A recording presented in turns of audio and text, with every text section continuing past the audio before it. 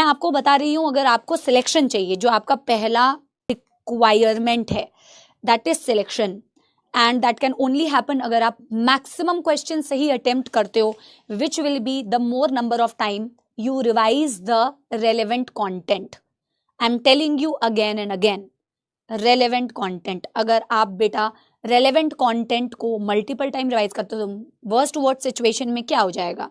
And be prepared for everything बेटा, B prepared for everything. कोई बेटा नहीं कह सकता कि पेपर कैसा आएगा, कोई किसी डंके की चोट पे बेटा नहीं कह सकता है कि पेपर कैसा आने वाला है। जैसा भी आएगा आप सबके लिए सिमिलर पेपर आएगा, ठीक है।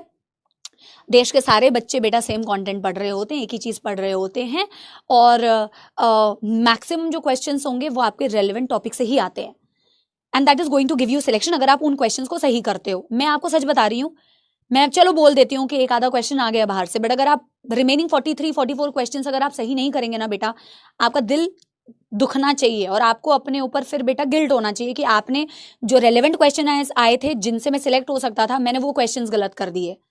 तो जितनी बार रिवाइज करोगे, क्योंकि सही अटेम्प्ट करने के लिए, टाइमली अटेम्प्ट करने के लिए जरूरी है कि आप रिवीजन ज्यादा करो। जितनी बार रिवीजन करोगे उतना फास्ट अटेम्प्ट कर पाएंगे हम पेपर को, ठीक है ना। And be prepared for everything बेटा, ऑल काइंड ऑफ सिचुएशन।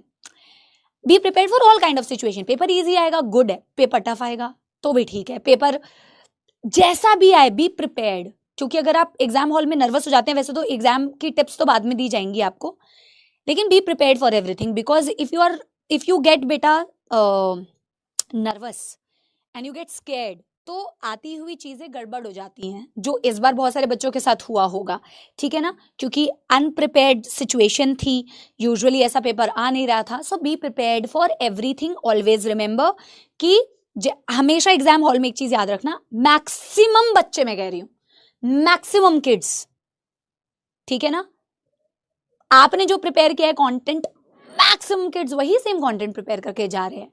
तो आप उस सिचुएशन को कितने बेटर तरीके से डील कर रहे हैं, कितने बेटर तरीके से अटेम्प्ट कर पा रहे हैं, that is important. And remember, this is an examination, not going to decide your worth. Always always remember this. मैं बहुत बार ये चीज बोलती हूं, पर बार बार ये चीज आपको याद दिलाऊंगी कि एक एग्जामिनेशन से सच में बेटा आपके जीवन, आपकी वर्थ बिल्कुल डिसाइड नहीं होती है, बिल्कुल भी नहीं।